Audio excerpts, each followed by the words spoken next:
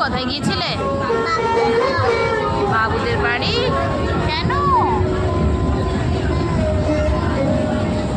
এদিকে তাকাও, আমার দিকে, মামির দিকে তাকাও। হ্যাঁ করো, তোমার দিকে তাকাও, আমার দিকে তাকাও। বলো আঠা, বলো আঠা।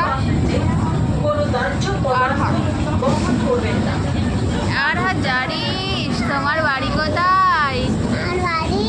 হ্যাঁ, সামটাই বাড়ি। সামটাই তোমার নানান বাড়ি।